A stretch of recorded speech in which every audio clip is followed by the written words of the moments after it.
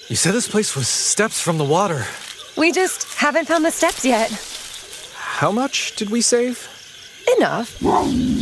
Enough to get lost? Or you could book a stay with Hilton. Welcome to your oceanfront room, just steps from the water. The Hilton sale is on now. Book on Hilton.com or the Hilton app and save up to 20% to get the stay you expected. When you want savings, not surprises, it matters where you stay. Hilton, for the stay. Some things are impossible to miss, like an elephant in the room, or a bull in a china shop, or this season's amazing offers, brought to you by PayPal. Discover offers from hundreds of brands like Viator, Allbirds, and Tory Burch right in the PayPal app. Save an offer before you check out with PayPal and earn unlimited rewards. Download the PayPal app to get started. Terms and exclusions apply. See paypal.com/rewards terms. Había un pueblo que Dios mismo llamó enemigo eterno de su elegido, un pueblo cuyo nombre aún hoy evoca terror y crueldad.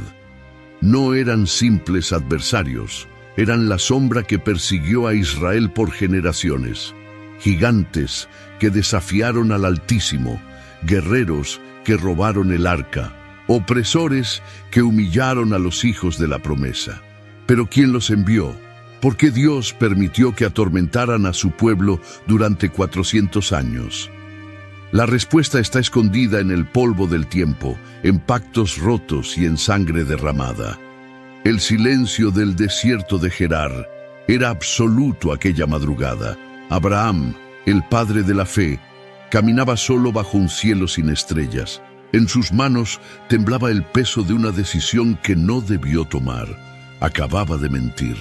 Acababa de llamar hermana a Sara, su esposa, por segunda vez. El miedo había vencido a la promesa, y en ese momento, sin saberlo, estaba sembrando una semilla de oscuridad que germinaría en siglos de sangre. Y Abraham peregrinó en tierra de los filisteos muchos días, dice Génesis capítulo 21, versículo 34. Esas palabras suenan inocentes, pero esconden un misterio sombrío, porque los filisteos no eran un pueblo cualquiera. Eran descendientes de Misraim, hijo de Cam, el hijo maldito de Noé. Génesis 10, versículo 14. Los nombra Caftor, de donde salieron los filisteos. Caftor, la isla del mar, el lugar donde se forjó un pueblo guerrero, navegante, cruel. Abraham hizo un pacto con Abimelech, rey filisteo, un pacto de paz. Cavó un pozo en Beerseba y juró por el Dios vivo que no dañaría a los descendientes de aquel rey. Era un acto de fe o de desesperación, pero Dios había dicho: a tu descendencia daré esta tierra, toda, sin compartir, sin pactos, sin concesiones. Y Abraham, en su humanidad, había negociado con el enemigo. Pasaron los años. Isaac, el hijo de la promesa, también peregrinó en tierra filistea, y también mintió sobre Rebeca, llamándola hermana. Génesis 26, versículo 1 al 11. La misma mentira, el mismo miedo, el mismo rey Abimelech, o quizás su hijo. Los filisteos miraban a los hebreos con desprecio mezclado con envidia. Veían sus rebaños multiplicarse, sus pozos brotar agua viva, sus tiendas expandirse. Aparta de nosotros, le dijeron a Isaac, porque mucho más poderoso que nosotros te has hecho. Había algo en esas palabras, un rencor antiguo, una semilla de odio que crecía silenciosa. Los filisteos sabían que los hijos de Abraham estaban marcados, que un día heredarían la tierra, y ellos, los habitantes de las 5 ciudades, Gaza, Ascalón, Asdod, Ecrón, Gat, no querían irse. No aceptarían ser desplazados, preferirían la guerra eterna. Jacob, el suplantador, nieto de Abraham, nunca pisó tierra filistea directamente, pero sus 12 hijos sí conocieron el terror que vendría. Cuando bajaron a Egipto huyendo del hambre, no sabían que en el norte, en la costa mediterránea, un pueblo forjaba armas de hierro mientras ellos hacían ladrillos de barro. Los filisteos dominaban el secreto del metal. Eran herreros, orfebres de la muerte. Primer libro de Samuel, capítulo 13, versículo 19. No se hallaba herrero en toda la tierra de Israel, porque los filisteos habían dicho, para que los hebreos no hagan espada o lanza. 400 años en Egipto, 400 años de esclavitud. Y mientras tanto, los filisteos se expandían. Construían fortalezas, entrenaban guerreros, adoraban a Dagón, el dios pez, el dios de la tormenta y la fertilidad, un demonio disfrazado de provisión. Ofrecían sacrificios humanos, quemaban a sus propios hijos en altares de bronce. Eran crueles, con una crueldad aprendida de sus dioses. Cuando Moisés sacó a Israel de Egipto, Dios no los llevó por el camino de la tierra filistea, aunque estaba cerca. Éxodo 13, versículo 17. ¿Por qué? Porque dijo Dios, para que no se arrepienta el pueblo cuando vea la guerra y se vuelva a Egipto. Los filisteos eran tan feroces que Dios mismo protegió a su pueblo de enfrentarlos. Todavía no estaban listos, no habían aprendido a confiar, no conocían la guerra del Señor. Pero el encuentro era inevitable. Estaba escrito en el pacto de Abraham. Estaba sellado en la sangre del Cordero Pascual. Los filisteos serían el martillo que probaría el metal de Israel. Serían la espina en el costado, el aguijón en la carne. Y también serían el instrumento de juicio cuando Israel olvidara a su Dios. La pregunta que nadie se atreve a hacer es esta. ¿Por qué Dios permitió que un pueblo tan cruel existiera tan cerca de su pueblo escogido? ¿Por qué no los destruyó en el diluvio? ¿Por qué no los borró del mapa cuando Abraham llegó a Canaán? La respuesta es oscura y profunda. Porque Dios usa incluso a sus enemigos para cumplir sus propósitos. Los filisteos eran el espejo donde Israel vería su propia debilidad. El recordatorio de que sin Dios, incluso el pueblo elegido es solo carne vulnerable. Y así comenzó la historia más sangrienta del Antiguo Testamento, una guerra que duraría generaciones, un odio que trascendería siglos. Los filisteos contra los hijos de Jacob, la carne contra el espíritu, la espada de hierro contra la promesa divina, y en medio de todo, un Dios silencioso que observaba, esperaba y preparaba el escenario para la mayor demostración de su poder a través de la mayor debilidad humana.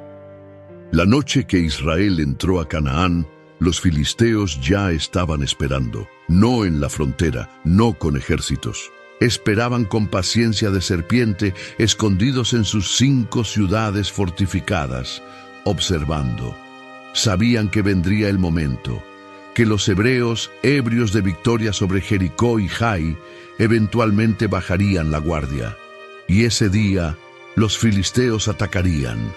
Jueces, capítulo 3, versículo 3, enumera a los enemigos que Dios dejó en la tierra para probar a Israel.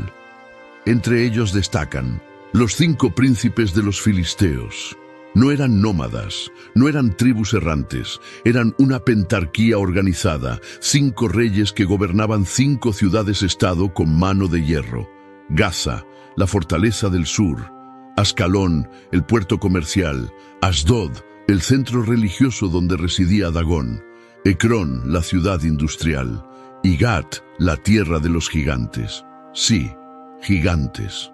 Porque los filisteos no eran solo crueles, eran también grandes, descendientes de los Anakim, los hijos de Anac, que aterrorizaron a los espías de Moisés. Segundo libro de Samuel, capítulo 21, versículo 16 al 22, nombra a 4 gigantes filisteos muertos por los valientes de David: Isbi-Benob, Saf, Goliat de Gat y un hombre sin nombre con 24 dedos. Cada uno medía más de 2 metros y 70 centímetros. Cada uno era una pesadilla viviente. Durante los años de Josué, Israel los ignoró. Conquistaron Jericó, vencieron a los amorreos, dividieron la tierra entre las tribus. Pero Josué capítulo 13, versículo 2, registra una lista sombría de territorios no conquistados. Esta es la tierra que queda, todos los términos de los filisteos. Dios había ordenado tomar toda la tierra. Israel desobedeció. Prefirieron la paz incómoda a la guerra obediente, y esa decisión los perseguiría por generaciones. Los primeros 50 años después de la muerte de Josué fueron relativamente tranquilos, pero la calma era falsa. Israel comenzó a mezclarse con los cananeos, a adorar a Baal y a Astoret, a olvidar la ley de Moisés, y Dios, en su justicia perfecta, les envió opresores.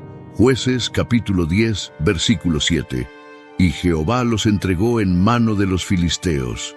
40 años de opresión, 40 años de tributo forzado, de humillación pública, de hijas violadas y de hijos reclutados como esclavos.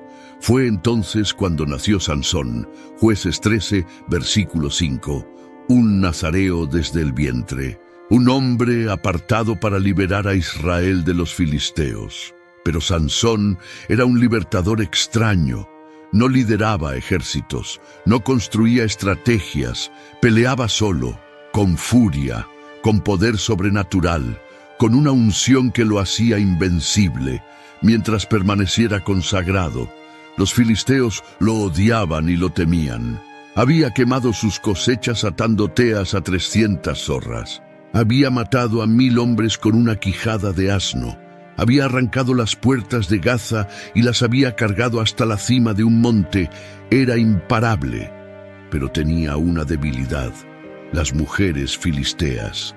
Dalila fue su perdición, una prostituta de Sorek contratada por los 5 príncipes con 110 monedas de plata cada uno, 550 piezas de plata por la cabeza del nazareo.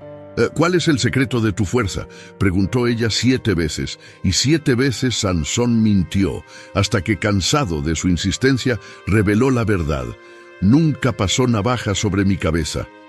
Jueces 16, versículo 17. Dalila lo durmió sobre sus rodillas, llamó a un hombre, y cortó las 7 guedejas de su cabello, y su fuerza se apartó de él.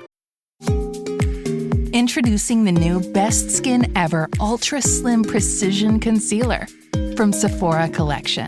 It's full coverage with a matte finish and perfect for any look. Whether you're building it up for a full glam moment or targeting correction for a more natural vibe. At only $12, it's great for affordable touch-ups on the go. Get this new must-have concealer at Sephora or at Sephora.com today. This is a Bose moment. You've been there before. Somebody's apartment, small talk that's going nowhere, plastic cup that's almost empty. It's not great. Then someone hits play on a Bose speaker. Heads nod, feet tap, one person dances, then everyone does. Awkward becomes electric. When Bose sound fills the room, you don't just hear the music, you feel it. Your life deserves music. Your music deserves Bose. Find your perfect product at Bose.com. Expedia and Visit Scotland invite you to come step into centuries of history that await in Scotland. Castles steeped in legend walk along cobblestone streets. Come share the warmth of stories passed down through generations.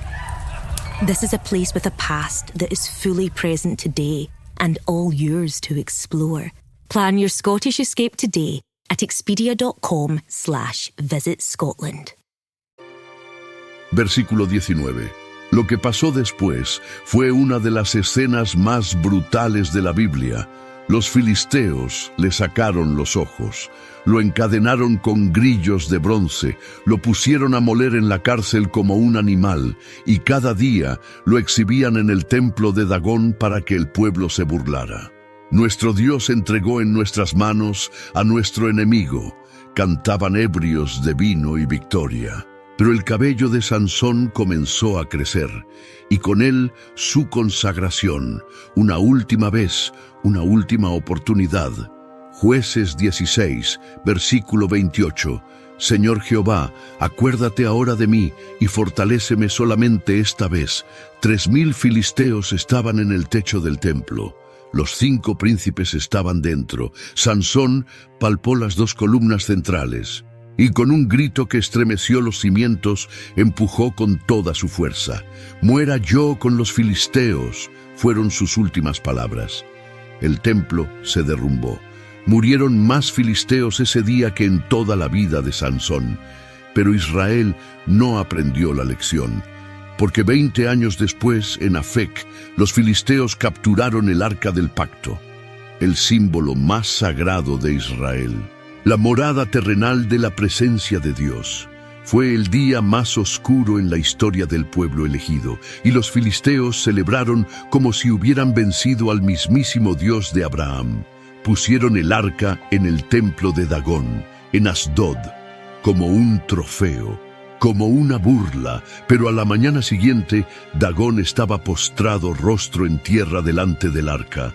Primer libro de Samuel, capítulo 5, versículo 3. Lo levantaron. Al día siguiente estaba caído nuevamente, pero esta vez su cabeza y sus manos estaban cortadas en el umbral. Solo quedaba el tronco del ídolo. Dios había decapitado al dios de los filisteos en su propia casa. Y luego vinieron las plagas, tumores en las partes ocultas, ratones que devoraban los campos, muerte súbita en cada ciudad que recibía el arca. Durante 7 meses el terror filisteo fue absoluto, hasta que desesperados devolvieron el arca con ofrendas de oro, 5 tumores de oro y 5 ratones de oro, 1 por cada ciudad. Primer libro de Samuel, capítulo 6, versículo 4. Habían aprendido algo, que el Dios de Israel no era como Dagón, que no podía ser derrotado, ni capturado, ni humillado, pero no lo adoraron. No se arrepintieron, solo lo temieron, y el temor sin amor se transforma en odio. Los filisteos volverían una y otra vez, hasta que un pequeño pastor de Belén los enfrentara con 5 piedras lisas y una fe del tamaño de montañas. El valle de Ela olía a miedo. Era un olor denso, pegajoso, que se adhería a la piel de los soldados israelitas como sudor frío. Hacía 40 días que el gigante salía cada mañana y cada tarde a lanzar su desafío. 40 días, el número de la prueba, el número del desierto, el número que separa la fe del pánico. «Escoged de entre vosotros un hombre que venga contra mí», rugía Goliat desde el valle. Primer libro de Samuel, capítulo 17, versículo 8. «Si él pudiere pelear conmigo y me venciere, nosotros seremos vuestros siervos, y si yo pudiere más que él y lo venciere, vosotros seréis nuestros siervos».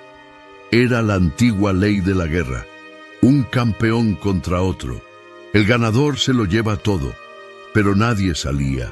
Saúl, el rey de Israel, el hombre que sobresalía entre todo el pueblo desde los hombros arriba, estaba paralizado.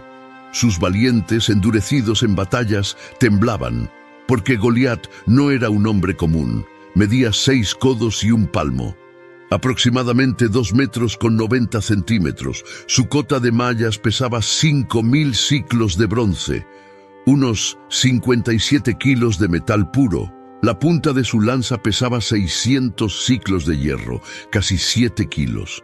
Era una máquina de guerra viviente, pero había algo más aterrador que su tamaño.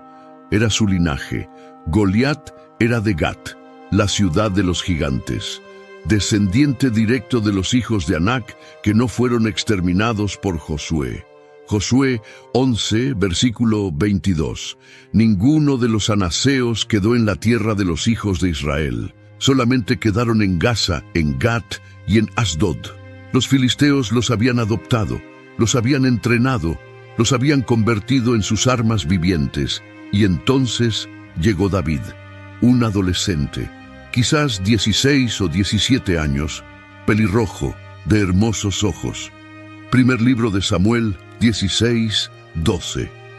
Había llegado al campamento solo para llevar comida a sus hermanos, pero cuando escuchó la blasfemia del gigante, algo se encendió en su interior. ¿quién es este filisteo incircunciso para que provoque a los escuadrones del Dios viviente?, preguntó. Versículo 26. Incircunciso. Esa palabra era una declaración de guerra espiritual. Los filisteos no tenían pacto con Dios, no llevaban en su carne la marca de Abraham. Eran extranjeros al reino, ajenos a las promesas, sin esperanza y sin Dios en el mundo, como diría Pablo siglos después en Efesios 2:12. Y David, que había matado leones y osos defendiendo las ovejas de su padre, sabía que este gigante era solo otro depredador, más grande, más ruidoso, pero igual de mortal bajo la mano del Dios vivo.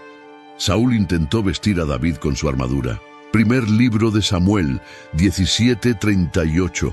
Era un gesto patético, el rey proyectando su propia cobardía sobre el joven. «No puedo andar con esto», dijo David, «porque nunca lo practiqué». No era humildad, era sabiduría. David sabía que la victoria no vendría por armadura de bronce ni espada de hierro. Vendría por el nombre, sobre todo nombre. Bajó al arroyo, escogió 5 piedras lisas. ¿Por qué 5? Porque Goliat tenía 4 hermanos gigantes. Segundo Samuel 21:22. Estos 4 le habían nacido al gigante en Gat. David no iba solo por Goliat, iba preparado para toda la familia. Iba a exterminar el linaje de los Anakim de una vez por todas.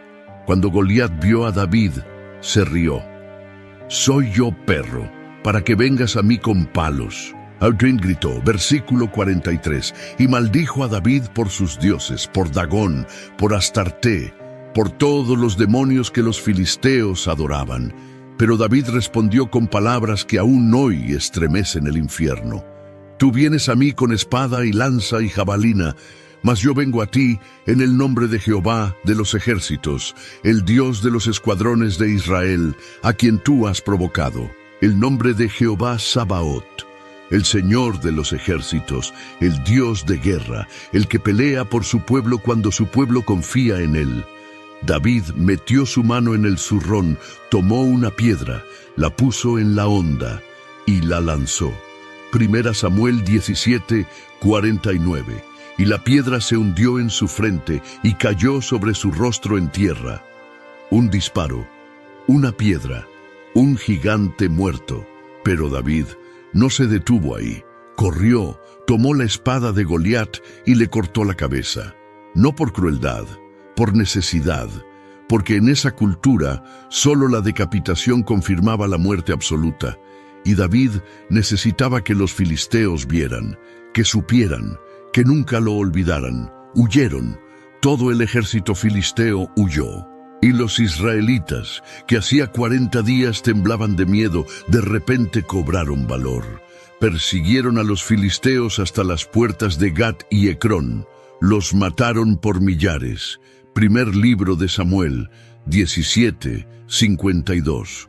Fue una masacre, una reivindicación, una declaración de que el Dios de Israel sigue siendo Dios, incluso cuando su pueblo duda. David se quedó con la cabeza de Goliat. La llevó a Jerusalén. Primera Samuel 17:54. Algunos dicen que la guardó como trofeo. Otros sugieren que la enterró en el lugar que después sería llamado Gólgota, el lugar de la calavera, el lugar donde otro David, el hijo de David, vencería a un gigante mucho mayor, la muerte misma. Pero la guerra no terminó. Los filisteos volverían con ira, con venganza, con un odio multiplicado por la humillación. Y David tendría que enfrentarlos una y otra vez, porque los enemigos de Dios no se rinden fácilmente. Aprenden a pelear en las sombras, a infiltrarse, a seducir. Y la siguiente batalla no sería en un valle abierto con un gigante visible. Sería en el corazón mismo del reino, con un enemigo más peligroso que Goliat, el orgullo. Había noches en las que David despertaba sudando, con el grito de guerra filisteo resonando en sus oídos. No era un sueño, era un recuerdo, porque después de matar a Goliat, David se convirtió en el enemigo número 1 de los 5 reyes filisteos. Lo buscaron por tierra y mar, pusieron precio a su cabeza, enviaron asesinos, pero Dios lo escondía en lugares imposibles. Primer libro de Samuel, capítulo 18, versículo 30, dice algo extraordinario. Y salían los príncipes de los filisteos, y cuando quiera que salían, David tenía más éxito que todos los siervos de Saúl, por lo cual su nombre se hizo muy ilustre. Cada batalla era una victoria, cada enfrentamiento una masacre. Los filisteos caían como trigo ante la hoz, y David crecía en fama, en poder y en peligro, porque Saúl, consumido por la envidia, quería matarlo. Y en su locura hizo algo imperdonable. Le pidió a David un precio de novia por su hija Mical, 100 prepucios de filisteos. Primer libro de Samuel 18, 25. Era una trampa. Saúl pensaba que los filisteos matarían a David en el intento. Pero David, con una audacia que bordeaba la temeridad, salió y mató a 200 filisteos. Y trajo los prepucios, todos. Versículo 27. Era una humillación sin precedentes. En aquella cultura, el prepucio era símbolo de identidad. Quitarlo de un enemigo muerto era declarar que no era digno ni de su propia carne. Era reducirlo a nada, y David lo hizo 200 veces. Los filisteos nunca olvidarían esa afrenta. Pasaron los años, Saúl seguía persiguiendo a David, y David, huyendo, cometió el error más grave de su vida hasta ese momento. Primer libro de Samuel, capítulo 27, versículo 1. Y dijo David en su corazón: al fin seré muerto algún día por la mano de Saúl. Nada, pues, me será mejor que fugarme a la tierra de los filisteos, el enemigo jurado. El pueblo que había humillado, y ahora iba a buscar refugio con ellos, fue a Gat, la ciudad de Goliat. La ciudad que guardaba luto perpetuo por su campeón caído. El rey era Aquis, hijo de Maoc, y cuando David llegó con sus 600 hombres, Aquis tuvo que tomar una decisión política brutal: matar al asesino de Goliat o usarlo contra Saúl. Eligió la segunda opción. Le dio a David la ciudad de Siclag. Primer libro de Samuel 27, 6. Durante 16 meses David vivió en tierra filistea. 16 meses mintiendo, fingiendo lealtad. Salía con sus hombres a hacer incursiones, pero no contra Israel. Atacaba a los gesuritas, los jezritas, los amalecitas, pueblos nómadas del sur, y mataba a todos: hombres, mujeres, niños, animales. No dejaba testigos. Primer libro de Samuel 27, 11. Porque si alguien regresaba vivo a Gat y contaba la verdad, Aquis descubriría el engaño. Era una estrategia despiadada, moralmente ambigua y profundamente peligrosa. David estaba jugando con fuego, estaba caminando en el filo de la navaja entre la supervivencia y la traición. Y casi le cuesta todo. Cuando los filisteos reunieron sus ejércitos para pelear contra Israel en Afec, llamaron a David. Primer libro de Samuel 29, 2. Los 5 reyes marchaban con sus tropas, y Aquis llevaba a David en la retaguardia. Este es David, el siervo de Saúl, rey de Israel, dijo Aquis orgulloso. Ha estado conmigo muchos días. Pero los otros príncipes filisteos no confiaban. Despide a este hombre, ordenaron. Versículo 4. No sea que en la batalla se nos vuelva enemigo. Fue la mano invisible de Dios. Porque si David hubiera peleado contra Israel ese día, su destino habría quedado sellado. Habría sido recordado como traidor, como el hombre que vendió a su pueblo. Pero Dios lo libró. Lo obligó a regresar a Siclag antes de la batalla. Y entonces vino el desastre. Cuando David y sus hombres llegaron a Siclag, la ciudad estaba en cenizas. Los amalecitas habían atacado. Se habían llevado a todas las mujeres y los niños, incluidas las 2 esposas de David, Ahinoam y Abigail. Primer libro de Samuel 33. Los hombres de David lloraron hasta que no les quedaron fuerzas, y luego hablaron de apedrearlo. Versículo 6. Era el punto más bajo de su vida, más bajo que huir de Saúl, más bajo que vivir entre filisteos, más bajo que fingir locura en Gat años atrás. Estaba solo, rodeado de hombres que lo culpaban, sin familia, sin ciudad, sin esperanza. Pero el versículo 6 termina con 6 palabras que cambiaron todo. Mas David se fortaleció en Jehová su Dios. Kayak gets my flight, hotel, and rental car right, so I can tune out travel advice that's just plain wrong. Bro, Skycoin. Way better than points. Never fly during a Scorpio full moon. Just tell the manager you'll sue. Instant room upgrade. Stop taking bad travel advice. Start comparing hundreds of sites with Kayak and get your trip right.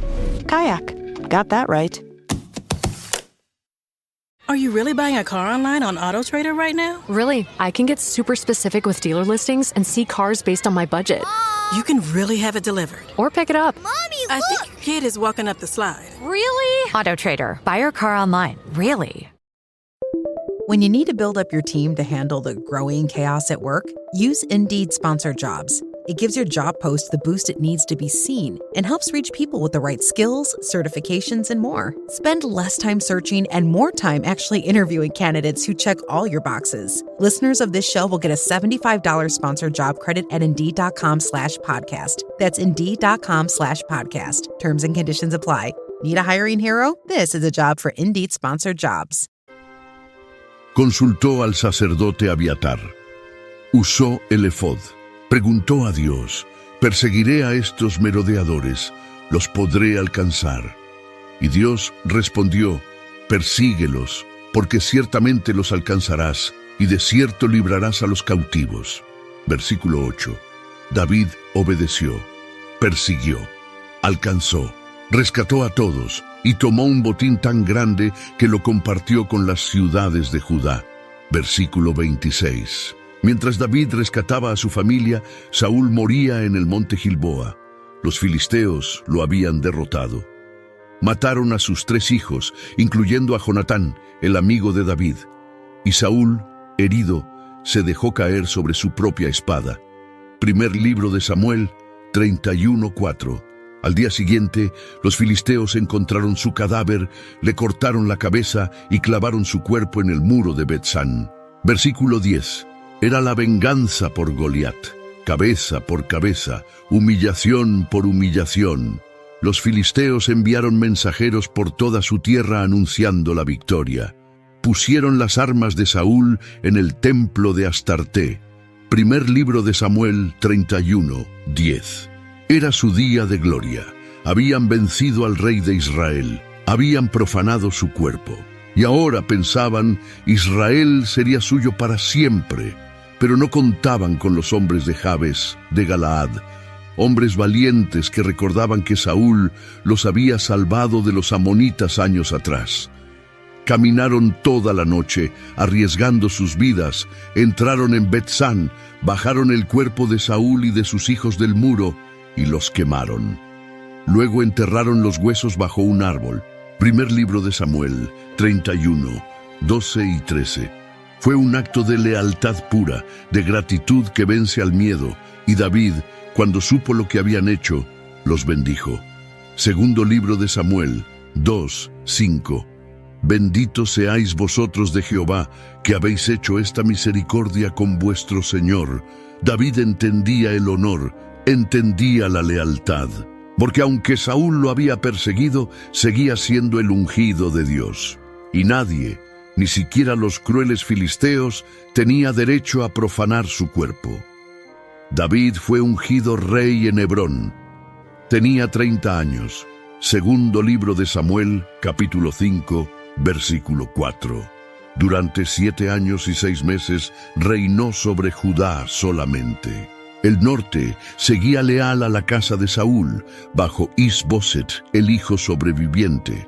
Pero eventualmente todas las tribus vinieron a David y lo proclamaron rey sobre todo Israel. Versículo 3. Y los filisteos se enteraron.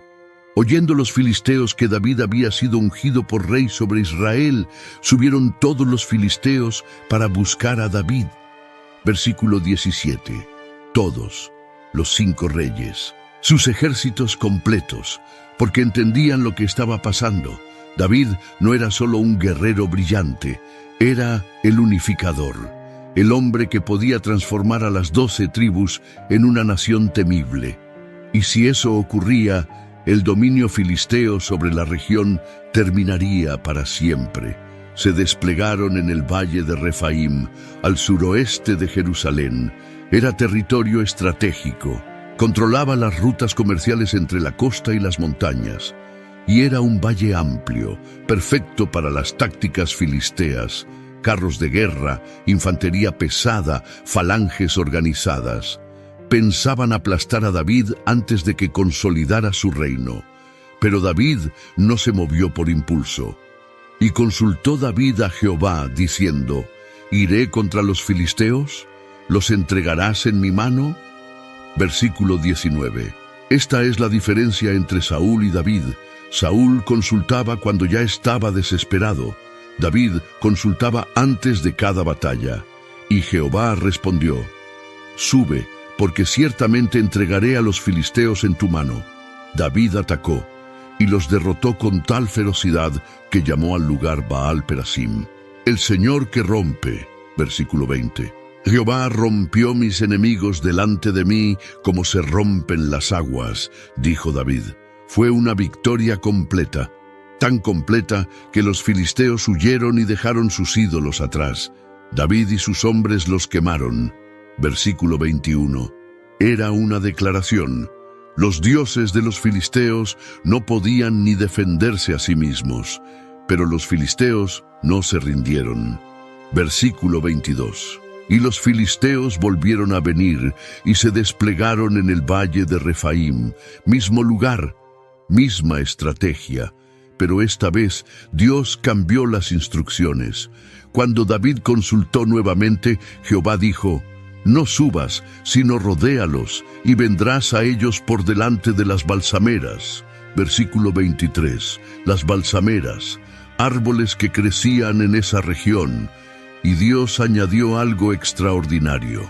Y cuando oigas un estruendo como de marcha por las copas de las balsameras, entonces te moverás, porque Jehová saldrá delante de ti a herir el campamento de los filisteos.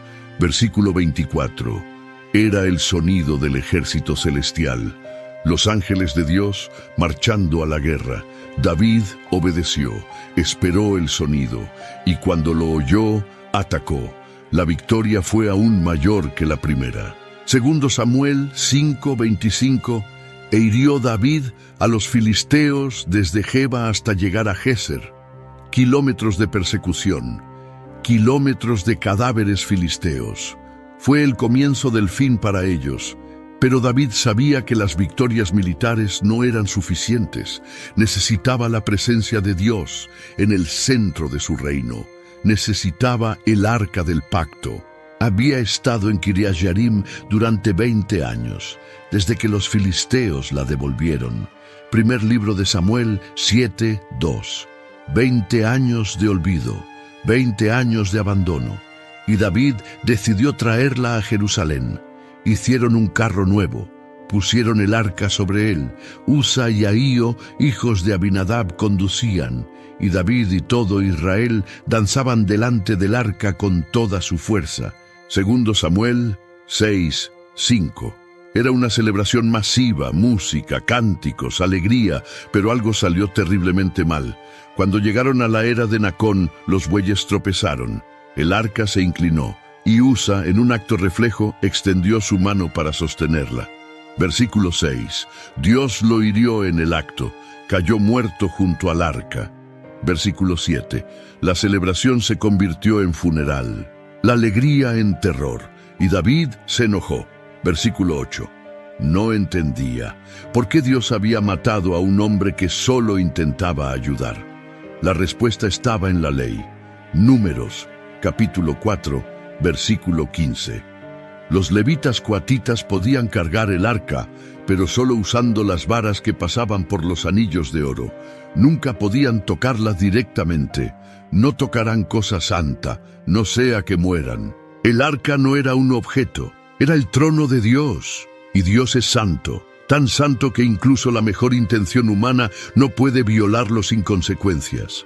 David dejó el arca en casa de Obed-Edom geteo por 3 meses. Y Dios bendijo a Obed-Edom y a toda su casa. Versículo 11. Fue una lección.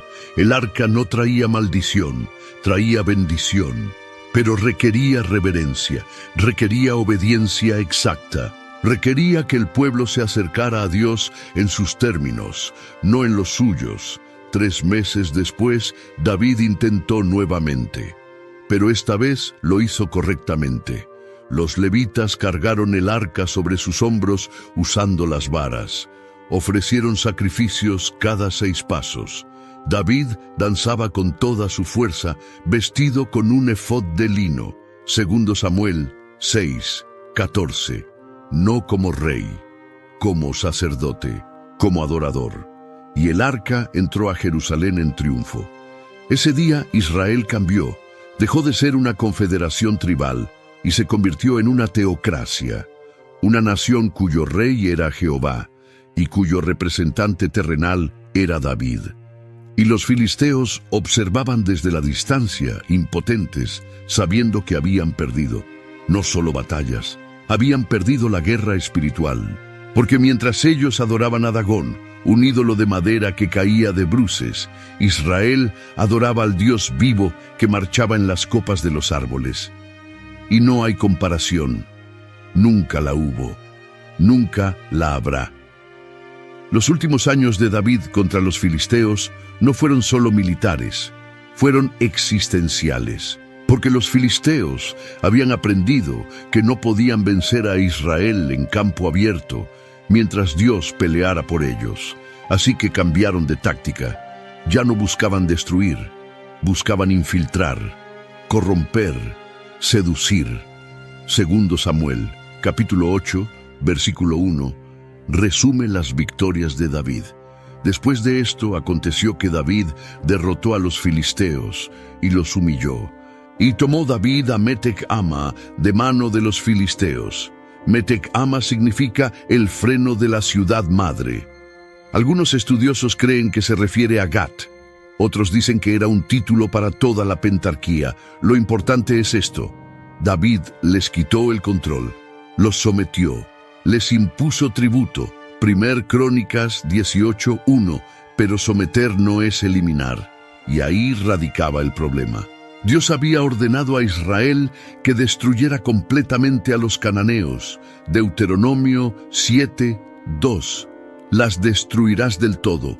No harás con ellas alianza, ni tendrás de ellas misericordia.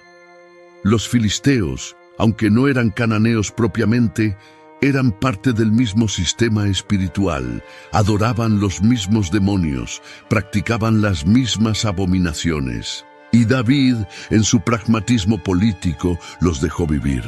Era el mismo error de Saúl con Agag, el mismo error de Josué con los gabaonitas, el mismo error que cada generación de israelitas cometía, pensar que podían administrar el pecado en vez de erradicarlo.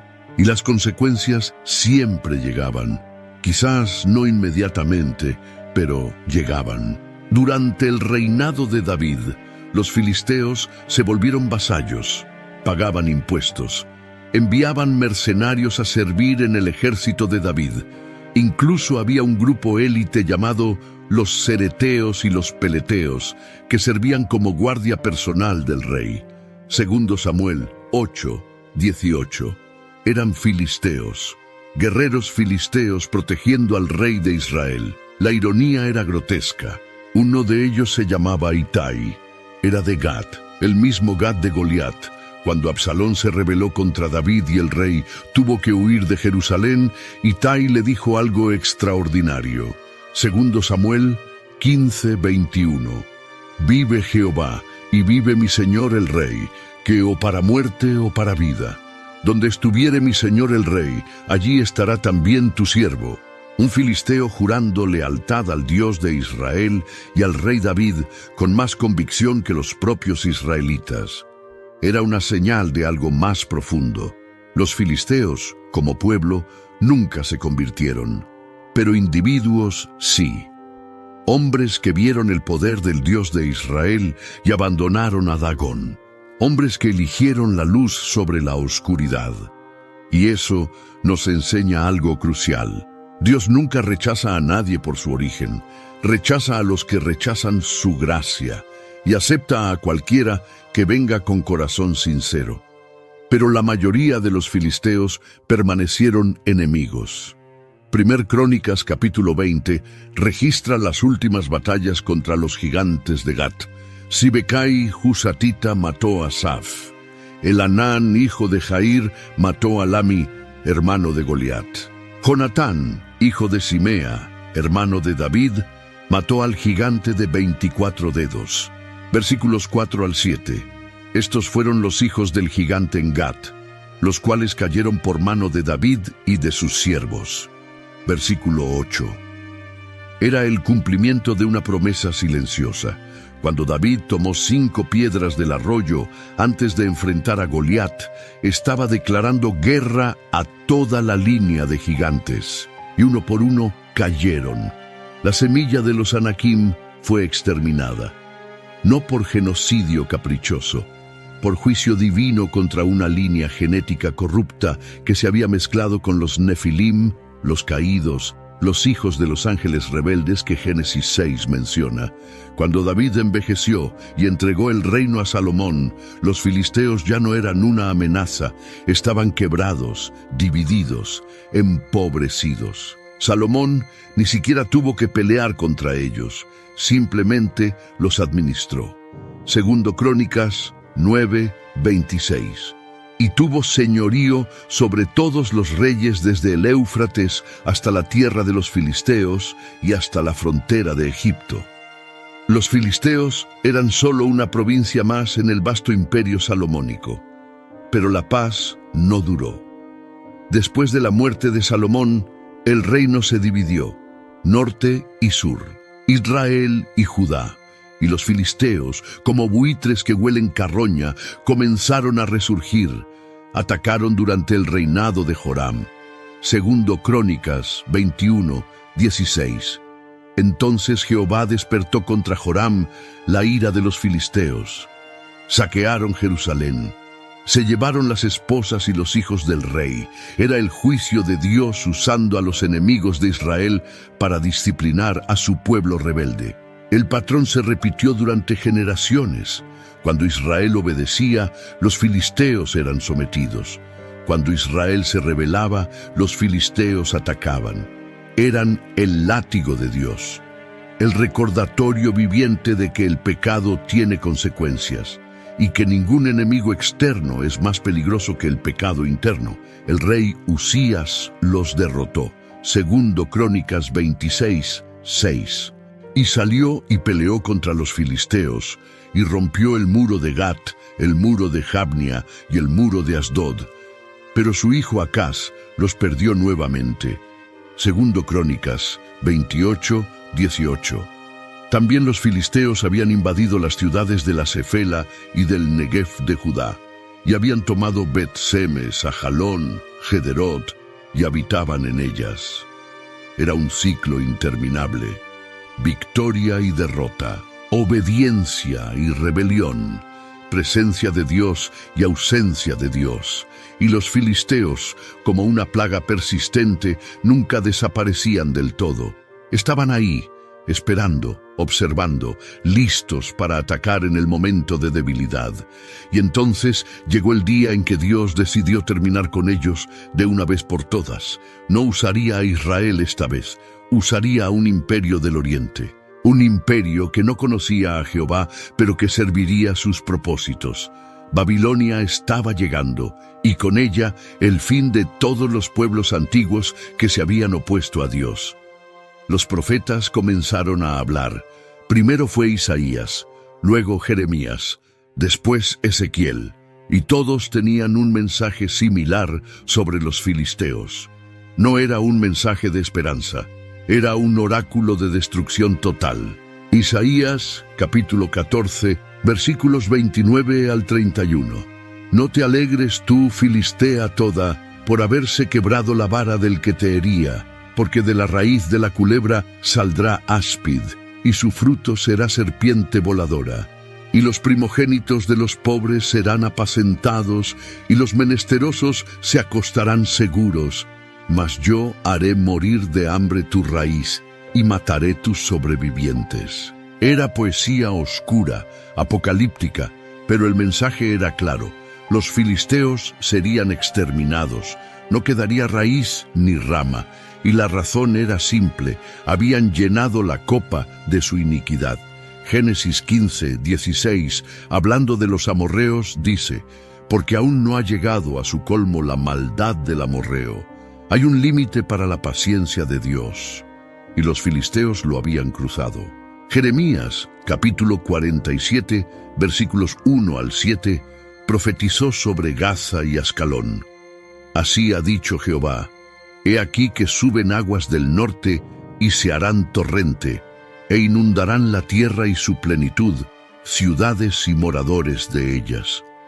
Las aguas del norte eran Babilonia, Nabucodonosor, el martillo de Dios. Versículo 4. Porque ha venido el día de destruir a todos los filisteos, y de talar a Tiro y a Sidón todo ayudador que quedaba.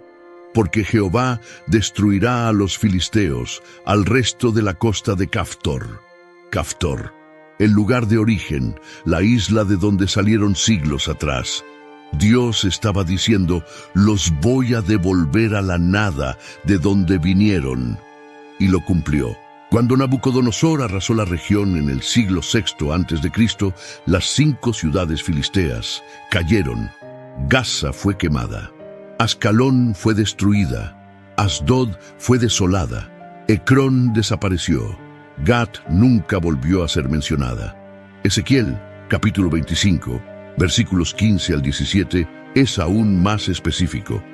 Así ha dicho Jehová el Señor: por cuanto los filisteos han procedido con venganza, y se vengaron con desprecio de ánimo, destruyendo por antiguas enemistades, por tanto, así ha dicho Jehová el Señor: he aquí yo extiendo mi mano contra los filisteos, y cortaré a los cereteos, y destruiré el resto de la costa del mar, y haré en ellos grandes venganzas con reprensiones de ira.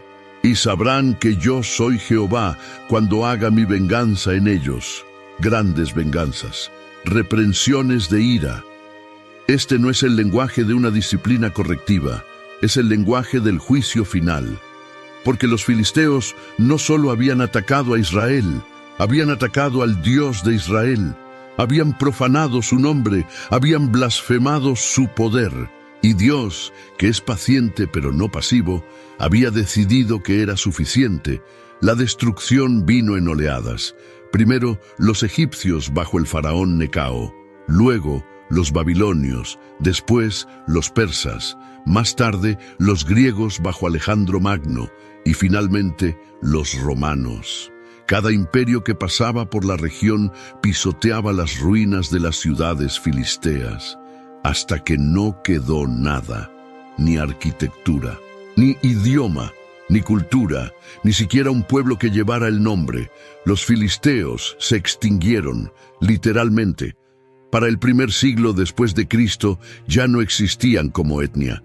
Habían sido absorbidos, asimilados, exterminados, y su tierra fue renombrada.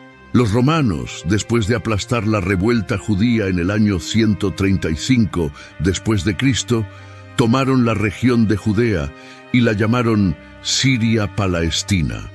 Palestina, un nombre derivado de filisteo, pero era solo un nombre. Los filisteos reales habían desaparecido hacía siglos. Era irónico y trágico.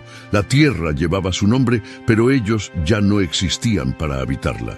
Habían sido borrados de la historia como pueblo, exactamente como Dios había profetizado, y quedaron solo como una advertencia, un ejemplo, Un recordatorio de que oponerse al Dios de Israel no es solo peligroso, es suicida. Pero había otra capa de significado más profunda. Los filisteos representaban algo más que un pueblo literal. Representaban el espíritu de resistencia carnal contra los propósitos espirituales de Dios. Eran la imagen perfecta del enemigo que habita en la carne, no en tierras lejanas, sino dentro de cada creyente. Pablo lo diría siglos después en Efesios 6:12, porque no tenemos lucha contra sangre y carne, sino contra principados, contra potestades, contra los gobernadores de las tinieblas de este siglo, contra huestes espirituales de maldad en las regiones celestes. For the moments that matter, choose Curad Naturals. Infused with aloe vera and vitamin E, Curad Naturals bandages protect your unexpected scrapes, cuts, and burns while also moisturizing your skin. Find deeper relief with natural ingredients you can trust to start the healing. When life's surprises call for the best, choose Curad, a deeper level of care. Shop the full collection on Amazon or visit Curad.com to learn more. You can't reason with the sun. Trust us, we've tried. This summer, it's time to put that angry ball of fire on mute. Columbia's OmniShade technology is engineered to protect you from the sun's harsh rays that can burn and damage your skin. The sun is relentless, but so is our gear. Level up your summer at Columbia.com to spend more time outside and less time slathering on aloe lotion. You're welcome. Columbia, engineered for whatever. Los filisteos físicos habían desaparecido, pero los principados que los inspiraban seguían vivos. Dagón había sido solo una manifestación temporal de demonios eternos. Y esos demonios siguen operando hoy, siguen seduciendo, siguen infiltrando, siguen intentando corromper al pueblo de Dios, no con espadas de hierro, con filosofías vacías, con placeres efímeros, con promesas de poder sin santidad, con religión sin relación, con adoración sin transformación. Cada creyente enfrenta sus propios filisteos, gigantes internos, fortalezas mentales, patrones de pecado que parecen invencibles. Pero la lección de David sigue siendo válida. No necesitas ser más grande que el gigante, solo necesitas ser más grande en fe, porque el que está en ti es mayor que el que está en el mundo. Primera Juan 4. Los filisteos fueron vencidos no porque Israel fuera superior militarmente. Fueron vencidos porque Dios peleaba por Israel cuando Israel confiaba en él. Y esa es la clave, no tu fuerza, no tu estrategia, no tu disciplina. Es tu dependencia del Dios vivo, del Dios que marcha en las copas de los árboles, del Dios que hunde piedras en frentes de gigantes, del Dios que derriba templos con nazareos ciegos, pero consagrados. La historia de los filisteos terminó hace 2000 años, pero tu historia con tus propios filisteos está siendo escrita ahora. ¿Vas a enfrentarlos con la armadura de Saúl? ¿O vas a bajar al arroyo, tomar 5 piedras lisas y correr hacia el gigante en el nombre del Jehová de los ejércitos? Había una pregunta que nadie se atrevía a hacer en voz alta durante siglos de guerra entre Israel y los filisteos. ¿Por qué Dios los permitió? Si Dios es todopoderoso, si Él controla la historia, si Él prometió la tierra a Abraham sin condiciones, ¿por qué dejó que un pueblo tan cruel existiera en las fronteras de su pueblo elegido? La respuesta está escondida en la pedagogía divina. Dios enseña a través de la adversidad. Jueces 3, 1-4, lo dice explícitamente. Estas, pues, son las naciones que dejó Jehová para probar con ellas a Israel, a todos aquellos que no habían conocido todas las guerras de Canaán, solamente para que el linaje de los hijos de Israel conociese la guerra. Estos, pues, fueron para probar a Israel. Los filisteos eran una prueba, un examen continuo, un espejo que reflejaba el estado espiritual de Israel. Cuando Israel obedecía, los filisteos eran sometidos. Cuando Israel se rebelaba, los filisteos los oprimían. El patrón era tan predecible que se convirtió en una ley espiritual. Deuteronomio 28 lo había advertido, versículos 15 al 68. Las bendiciones de la obediencia y las maldiciones de la rebelión. Y los filisteos eran una de las maldiciones vivientes. Pero había más. Los filisteos también eran una protección. Suena contradictorio, pero es verdad. Su presencia en la costa impedía que Israel se volviera complaciente. Si toda la tierra hubiera sido conquistada fácilmente, Israel habría caído en la arrogancia. Se habrían creído invencibles por sus propias fuerzas, y eso habría sido más peligroso que cualquier ejército filisteo. Dios usa a los enemigos para mantenernos dependientes. Pablo lo entendió cuando escribió sobre su aguijón en la carne. 2 Corintios 12, 7. Y para que la grandeza de las revelaciones no me exaltase desmedidamente, me fue dado un aguijón en mi carne, un mensajero de Satanás que me abofetee, para que no me enaltezca sobremanera. Los filisteos eran el aguijón en la carne de Israel, un recordatorio doloroso pero necesario de que la victoria viene de Dios, no de ellos mismos. También eran un instrumento de redención. Cada opresión filistea llevaba a Israel al arrepentimiento. Jueces 10, versículos 10 al 16, muestra el patrón. Israel peca. Dios los entrega a los filisteos. Israel clama. Dios levanta un libertador. Era un ciclo diseñado para enseñarles que no podían vivir sin Dios, que la autosuficiencia era una ilusión, que la verdadera libertad solo viene a través de la obediencia. Y había otra dimensión más profunda. Los filisteos eran una imagen profética del enemigo final, no Satanás mismo, sino el sistema del mundo. 1 Juan 2, 15 al 17. No améis al mundo, ni las cosas que están en el mundo, porque todo lo que hay en el mundo, los deseos de la carne, los deseos de los ojos y la vanagloria de la vida, no proviene del Padre, sino del mundo. Los filisteos representaban el mundo. Tenían riqueza, controlaban el comercio mediterráneo. Tenían poder, dominaban la tecnología del hierro. Tenían cultura, eran sofisticados, organizados, cosmopolitas, y precisamente por eso eran peligrosos.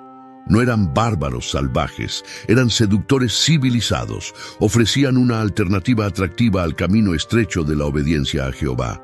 Israel constantemente era tentado a imitar a los filisteos, a adoptar sus tecnologías, a comerciar con ellos, a hacer alianzas matrimoniales, a adorar a sus dioses además de Jehová. Era el sincretismo, la mezcla, el veneno disfrazado de progreso, y Dios lo odiaba, porque sabía que el primer paso hacia la idolatría es la admiración, y el último paso es la esclavitud. Sansón cayó en esa trampa. Amó a mujeres filisteas, se dejó seducir por su belleza y su cultura, y terminó ciego, moliendo en una cárcel, siendo el entretenimiento de sus enemigos. Fue solo en su momento más oscuro, cuando todo le había sido quitado, que recordó quién era: un nazareo, un consagrado, un hombre apartado para Dios. Y en ese momento de claridad brutal, destruyó más enemigos con su muerte que con toda su vida. Esa es la lección que los filisteos enseñaban una y otra vez. No puedes jugar con el enemigo, no puedes coquetear con el mundo, no puedes tener un pie en el reino de Dios y otro en el reino de las tinieblas. Santiago 4, 4. ¿No sabéis que la amistad del mundo es enemistad contra Dios? Cualquiera, pues, que quiera ser amigo del mundo, se constituye enemigo de Dios. David lo entendió eventualmente. Cuando huyó a Gat la primera vez fue por miedo, segunda vez por desesperación, pero cada vez Dios tuvo que rescatarlo de su propia estrategia. porque vivir entre los filisteos, incluso como refugiado, era peligroso para su alma. Te acostumbras a sus costumbres, empiezas a justificar sus métodos, terminas adoptando su cosmovisión. Y antes de darte cuenta, eres más filisteo que hebreo en tu corazón. Pero cuando David regresó a su identidad, cuando volvió a consultar a Jehová antes de cada batalla, cuando puso el arca en el centro de su reino, todo cambió. Los filisteos dejaron de ser una amenaza. Se convirtieron en vasallos, porque un Israel centrado en Dios es invencible. Pero un Israel que confía en alianzas humanas, en tecnología superior, en sabiduría política, es vulnerable. La pregunta para nosotros hoy es, ¿quiénes son nuestros filisteos? ¿Qué gigantes internos nos intimidan? ¿Qué sistemas del mundo nos seducen? ¿Qué pecados aparentemente invencibles nos dominan? Porque todos tenemos nuestros Goliat. Todos enfrentamos nuestras batallas en el valle de Ela. Y todos tenemos que decidir, ¿vamos a pelear con la armadura de Saúl o con la honda de David? La armadura de Saúl representa los métodos humanos, la religiosidad sin poder, la disciplina sin dependencia, el esfuerzo sin gracia. Suena impresionante, se ve bien, pero no funciona, porque los gigantes del alma no se vencen con fuerza de voluntad. Se vencen con fe que viene por el oír la palabra de Dios. Romanos 10:17. Hay una última lección en la historia de los filisteos que casi nunca se menciona. Es oscura, incómoda, pero absolutamente esencial. Los filisteos no fueron destruidos porque eran más malvados que otros pueblos. Fueron destruidos porque rechazaron la luz cuando la tuvieron. Y esa es la diferencia entre el juicio temporal y el juicio eterno. Los filisteos conocieron al Dios de Israel, no de oídas, de primera mano. Vieron el arca matar a Dagón, vieron las plagas devastar sus ciudades, vieron a Goliat caer, vieron ejércitos completos huir del Dios que marchaba en las copas de los árboles. Tuvieron evidencia tras evidencia del poder de Jehová y rechazaron cada una. Romanos 1, versículos 19 al 20, explica el principio. Porque lo que de Dios se conoce les es manifiesto, pues Dios se lo manifestó. Porque las cosas invisibles de Él, su eterno poder y deidad, se hacen claramente visibles desde la creación del mundo, siendo entendidas por medio de las cosas hechas, de modo que no tienen excusa. Los filisteos no tenían excusa, conocían, vieron, y aún así endurecieron sus corazones. Esa es la tragedia suprema, no el juicio en sí, sino el rechazo deliberado de la misericordia, porque Dios siempre ofrece un camino de salida, siempre, incluso para los filisteos. Cuando devolvieron el arca, pudieron haber enviado embajadores a Israel. Pudieron haber pedido instrucción, pudieron haber dicho, enséñenos sobre este Dios, pero no lo hicieron. Prefirieron el miedo a la conversión, la distancia a la rendición, y ese es el patrón que vemos una y otra vez en la Escritura. Faraón vio 10 plagas y endureció su corazón. Los cananeos oyeron sobre el cruce del Mar Rojo y cerraron sus puertas. Los filisteos experimentaron el poder de Dios y volvieron a Dagón. Es como si la exposición a la verdad, sin la humildad para aceptarla, produjera un endurecimiento progresivo. Hebreos 3:13 lo advierte. Antes exhortaos los unos a los otros cada día, entre tanto que se dice, hoy, para que ninguno de vosotros se endurezca por el engaño del pecado. Los filisteos se endurecieron. Y cuando un corazón se endurece completamente, Dios eventualmente lo confirma en su elección. Romanos 1, 24, 26 y 28 usa una frase escalofriante 3 veces. Dios los entregó. Los entregó a la inmundicia, los entregó a pasiones vergonzosas, los entregó a una mente reprobada. Es el juicio más aterrador de todos. Cuando Dios deja de pelear por tu alma y te permite seguir el camino que has escogido. Los filisteos fueron entregados, primero a su propia crueldad, luego a su propia destrucción, y finalmente a la extinción total. No porque Dios sea cruel, sino porque la justicia de Dios no puede coexistir eternamente con la maldad impenitente. Hay un límite, y ellos lo cruzaron. Pero aquí está la esperanza. Mientras hay vida, hay oportunidad. Y Tai de Gat la tomó. Los hombres valientes que sirvieron en la guardia de David la tomaron.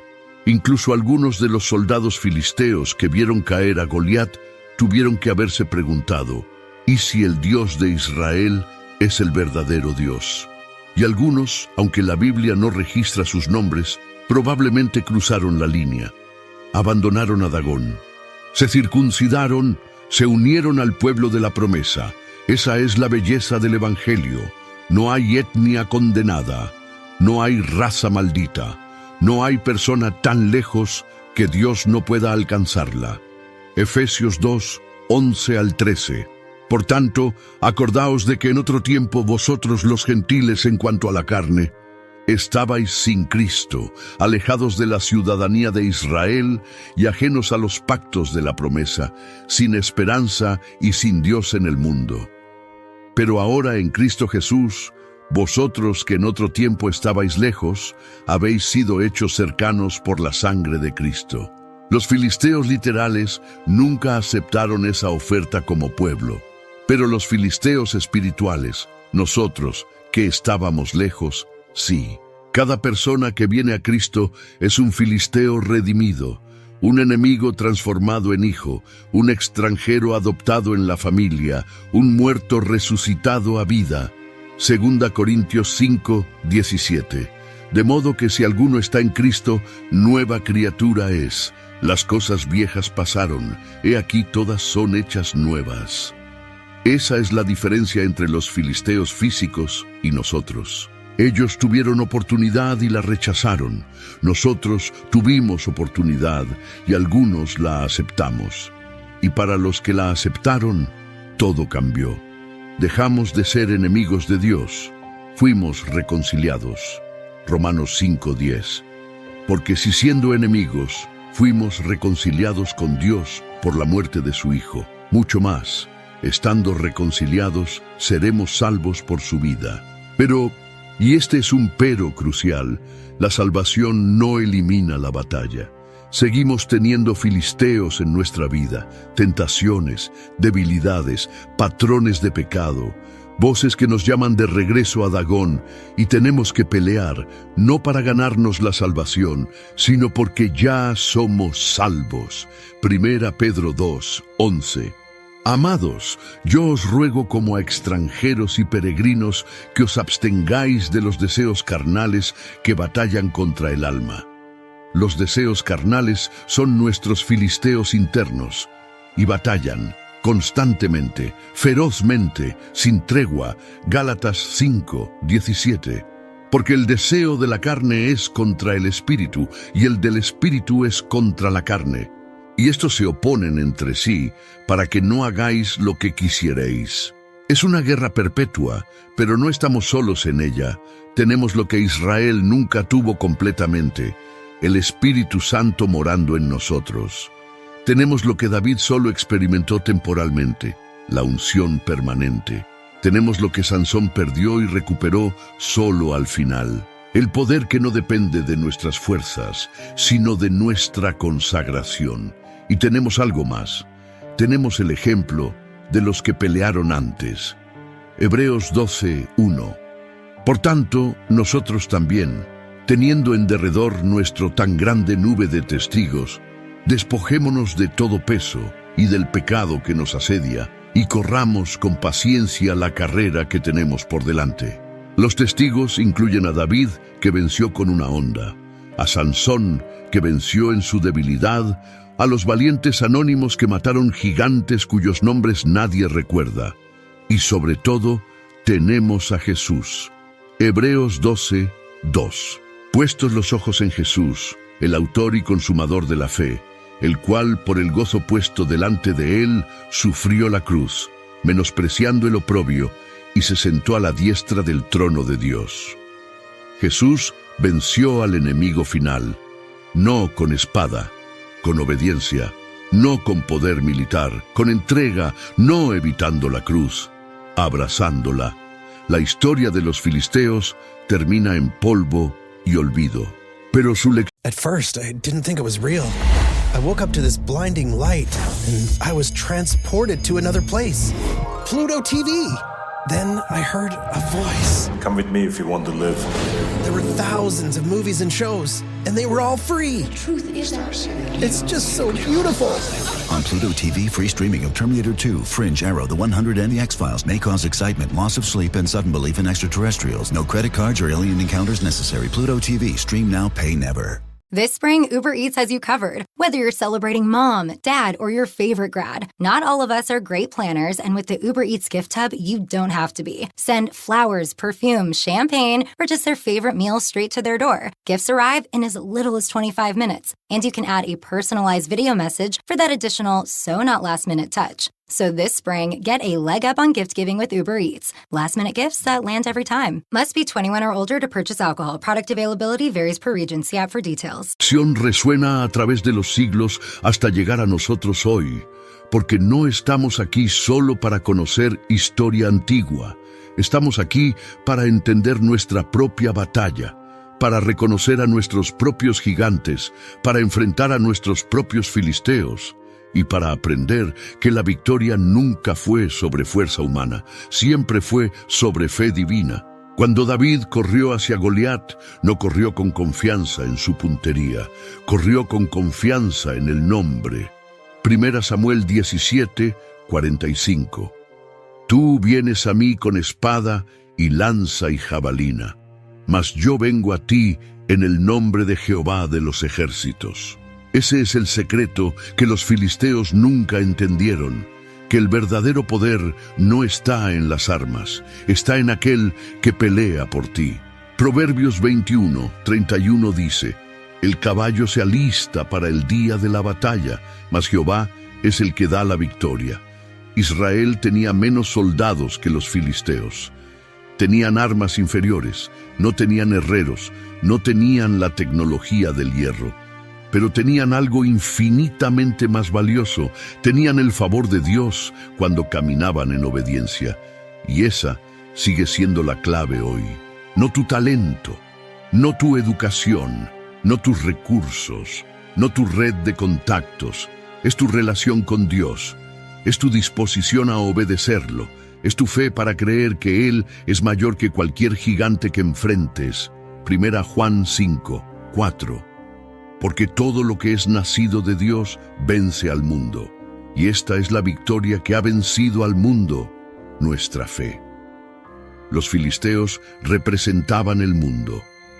El sistema organizado contra Dios. La cultura que dice, puedes tenerlo todo sin Dios. La filosofía que promete, sé tú mismo, sigue tu corazón, no necesitas someterte a nadie. La seducción que susurra, un poco de compromiso no te hará daño. Y millones caen, no porque el mundo sea más fuerte, sino porque olvidan que están en una guerra. Efesios 6, 12. Porque no tenemos lucha contra sangre y carne, sino contra principados, contra potestades, contra los gobernadores de las tinieblas de este siglo, contra huestes espirituales de maldad en las regiones celestes. Los filisteos físicos desaparecieron, pero los principados que los inspiraban siguen operando, y pelear contra ellos requiere armas espirituales. Versículo 17. Y tomad el yelmo de la salvación y la espada del Espíritu, que es la palabra de Dios. La espada del Espíritu, la palabra de Dios. Esa era el arma de David. Él no se enfrentó a Goliat con teología abstracta, se enfrentó con la verdad declarada de que Dios había prometido victoria a su pueblo. Y esa promesa era más real que los 2,90 metros de carne y hueso que rugían en el valle. ¿Cuál es tu Goliat? ¿Qué gigante te intimida cada día? ¿Qué voz te dice que eres demasiado pequeño, demasiado débil, demasiado quebrado para vencer? porque ese gigante está mintiendo. La verdad es esta: no importa cuán grande sea el enemigo, lo que importa es cuán grande es tu Dios. Y tu Dios es el mismo que derrumbó los muros de Jericó con un grito, el mismo que partió el mar rojo con un viento, el mismo que resucitó a su Hijo de entre los muertos al tercer día. Romanos 8, 31. ¿Qué pues diremos a esto? Si Dios es por nosotros, ¿quién contra nosotros? Versículo 37. Antes, en todas estas cosas, somos más que vencedores por medio de aquel que nos amó. No vencedores por los pelos, más que vencedores. Victoriosos con margen, triunfantes con exceso, porque la batalla no depende de ti, depende de Él. Los filisteos aprendieron esta lección demasiado tarde. Aprendieron que puedes capturar el arca, pero no puedes capturar a Dios. Puedes vencer ejércitos, pero no puedes vencer al Señor de los ejércitos. Puedes matar a un nazareo, pero no puedes matar el llamado de Dios sobre una vida consagrada. Y cuando finalmente entendieron, ya era demasiado tarde. El juicio había llegado. La extinción estaba decretada, pero para ti todavía hay tiempo, todavía hay esperanza, todavía hay gracia, porque el mismo Dios que juzgó a los filisteos es el mismo Dios que ofrece salvación a todo aquel que invoque su nombre. Romanos 10, 13. Porque todo aquel que invocare el nombre del Señor será salvo. Todo aquel. No importa tu pasado. No importa tu linaje, no importa cuántas veces has fallado. David falló. Mintió sobre Sara siendo de los filisteos. Huyó a Gat 2 veces. Fingió locura. Vivió entre el enemigo. Pero cuando regresó a Dios, Dios lo restauró. Lo usó. Lo convirtió en el rey conforme a su corazón. Porque Dios no busca perfección, busca rendición. Salmo 51, 17. Al corazón contrito y humillado, no despreciarás tú, oh Dios. Sansón falló, se dejó seducir, reveló su secreto, perdió su fuerza, fue cegado y humillado. Pero cuando clamó una última vez, Dios lo escuchó, y su muerte fue más poderosa que toda su vida, porque Dios puede usar incluso nuestros fracasos cuando nos volvemos a Él con corazón sincero. Esa es la promesa. No que no enfrentarás gigantes, sino que no los enfrentarás solo. No que no tendrás filisteos en tu vida, sino que tendrás el poder para vencerlos. No que el camino será fácil, sino que valdrá la pena. Porque al final, cuando todo sea revelado, se verá claramente. Cada batalla tenía un propósito, cada prueba forjaba carácter. Cada gigante era una oportunidad para que Dios demostrara su poder a través de tu debilidad. 2 Corintios 12, 9. Y me ha dicho, bástate mi gracia, porque mi poder se perfecciona en la debilidad. Por tanto, de buena gana me gloriaré más bien en mis debilidades, para que repose sobre mí el poder de Cristo. Ese es el testimonio final, no tu fuerza, sino su poder en tu debilidad. Los filisteos fueron vencidos, los gigantes cayeron, las 5 ciudades fueron destruidas, y todo porque Dios es fiel a sus promesas. Él prometió la tierra a Abraham, y la cumplió. Prometió victoria a David, y la dio. Prometió salvación a los que creen, y la garantiza. Hebreos 10, 23. Mantengamos firme, sin fluctuar, la profesión de nuestra esperanza, porque fiel es el que prometió. Así que la pregunta final no es, ¿podrás vencer? La pregunta es, ¿confiarás? Porque la victoria ya está asegurada. Cristo ya venció. La batalla final ya fue peleada en una cruz en las afueras de Jerusalén, y el gigante de la muerte ya fue derrotado en una tumba vacía al tercer día. Ahora solo queda esto, tomar tu onda, bajar al arroyo, escoger tus 5 piedras y correr hacia tu Goliat en el nombre del Jehová de los ejércitos, porque Él peleará por ti, Él vencerá a través de ti. Y cuando todo termine, solo quedará una verdad resonando en la eternidad. Él no explicó el sufrimiento, No eliminó a todos los enemigos de una vez, no hizo el camino fácil, pero se rebeló en medio de la batalla. Marchó en las copas de los árboles y demostró una vez más que el que está con nosotros es mayor que todos los que están contra nosotros. Los filisteos cayeron, tus gigantes también caerán, porque el Dios de David sigue siendo Dios, y su brazo no se ha acortado, y su promesa sigue firme, y su amor nunca falla, nunca.